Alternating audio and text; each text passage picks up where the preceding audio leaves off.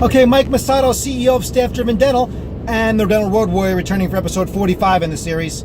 I'm going to continue with my philosophical insights in this one, and I want to hopefully, this might be a good video for naysaying can't do spouses that may be in your life, doc, in one way or the other, male or female, doesn't matter, or other people that could be your colleagues, or other people that tell you that you can't do something, or you won't be able to choose something, or don't do something, or no, or it's impossible. Oh, I hate that word, impossible, but I hear it a lot, you know. And if you want to know one of the main things that keeps you from achieving in life is this familiarity with the word impossible. A lot of great quotes on the word impossible. One of my favorite ones is a Chinese proverb that goes like this: those that say it's impossible should not interrupt the people doing it. I love that one, all right? And Nelson Mandela also once said, it's always impossible till it's done, you know? And that's so true. You know, we have this belief system in our head that things cannot happen or won't happen. A lot happens with this with coaching and practice management. And this is a true story of one current client that's greatly successful already, and one that never became a client. You know, this is just truly just happened recently. You know, I have one client who I was speaking to the other day, and she was telling me about just a couple of months in what a massive success everything's been and turnaround in her practice in such a short period of time, just because of a mentality shift with her team and how she's looking at things and how she's approaching her practice and just going for it. And I asked her, hey, would you mind referring some other people to me and maybe bring them to one of my seminars and listen in so they can get an experience for what it's like firsthand for being a guest at one of my seminars? And she said, sure, I'll ask a friend of mine. And I spoke to her as a follow-up, and she said, oh, I said, what happened? He said, well, I spoke to her, and she said that she was trying to talk me out of doing your program. Now, just think about that for a second. You know, my client's already in the program, doing great. She's telling her about all her successes, and she's still telling her that it's not a good idea, you shouldn't be spending the money, you shouldn't be doing this program, when she's already being successful and is doing great. This is how bad it can get in terms of this belief system that things can't happen, or things can't change, or things can't be better, and it's impossible. Don't do things, and this fear-based thinking, which I'll get into in a second. You know, so again, this trying to be talked out of a program she was already in and doing successful in. And on the flip side of a coin, I have another person who I've been speaking to, potential client, doctor, who basically had a spouse that talked her out of doing the program. Again, multiple times now, I've met this person over the years. And again, it's never the right time. Can't do it, won't do it. Money spent better someplace else. And there's a desperate need for this. And the main thing is that the spouse, who has to be on board, obviously a lot of times it is a spouse, saying that she's not able to be competent enough to do this and implement this program and follow through. There's been failures before, and it won't work this time. Now, let's take that for a second. Just think about that. All right. So if you really truly think that way about somebody, more than likely they will not live up to expectations. You know, people will usually live up to your expectations when you believe in them and support them to do so. It's amazing what someone can achieve, but if it's always about the negative and the impossible, well, look, and have bad things happen, yeah, it's like you make bad decisions in business. Of course you make bad decisions in business. We all have. I have. Everyone has. Does that mean you stop trying at business? You stop investing time and money in being better? It's, you know, is that what happens when a patient says this to you? You know, I had a bad dental experience. It was terrible. And what do you say to that? All right, well, you know, don't keep taking care of yourself. Stop going to the dentist. Stop pursuing that. I think I've talked about that before.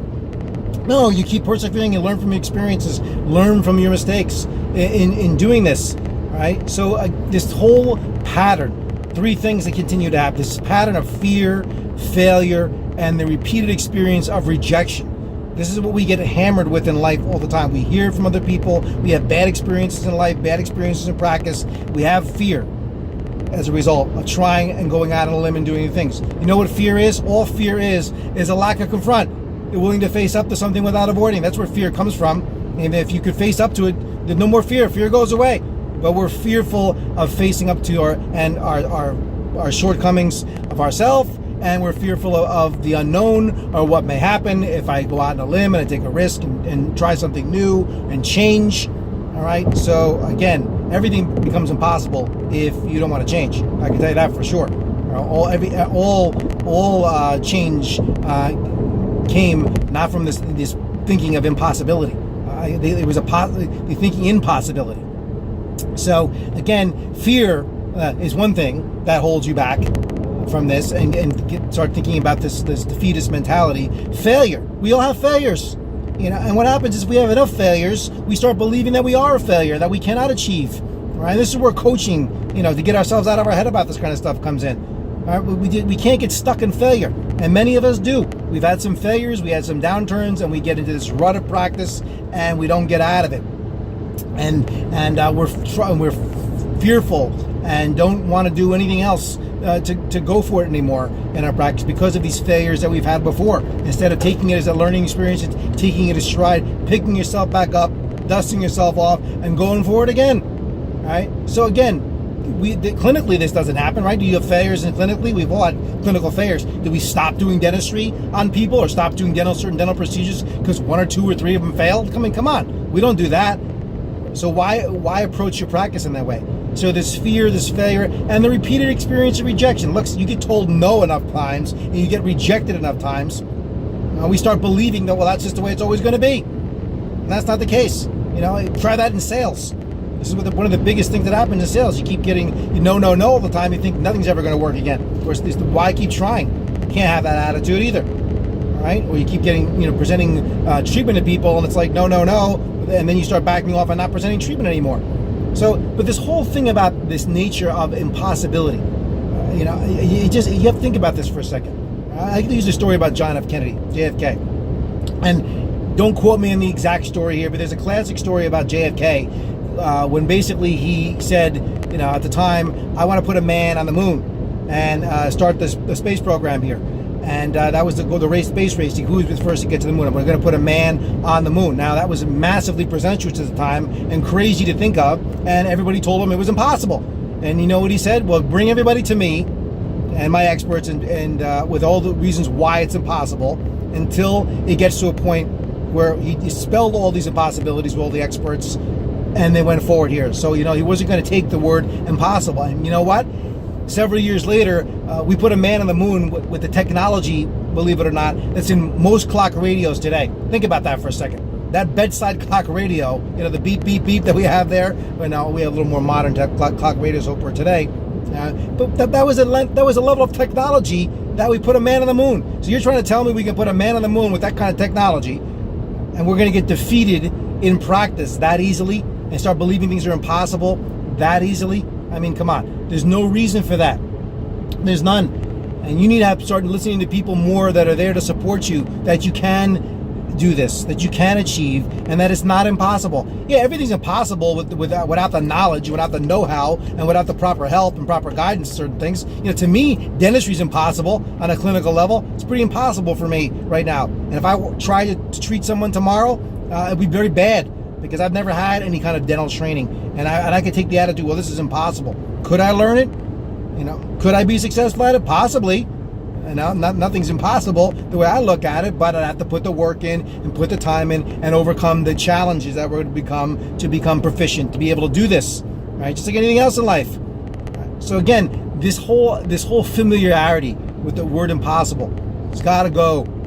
That's what's holding you back. And these people that you sometimes have around you that think they're protecting you and helping you from making bad decisions or making decisions at all. Right? So that's what happens so bad. It starts off with don't make bad decisions before you know it. We're not making any decisions, even if it's for the better. Right? Again, these are valuable insights. You need to look at yourself and how your thinking is, and how people around you may be holding you back from achieving optimum success in practice. All right. So again, a little philosophy today on the word impossible, and achieving, breaking out of that mold and of where you might be stuck right now, and achieving new heights. All right. So I hope this was useful today, and thanks for watching these videos. And again, if you're enjoying them, please share them. And if you have any topics you'd like me to talk about, feel free to message me. I'll be more than happy to speak about them as well too. Thanks.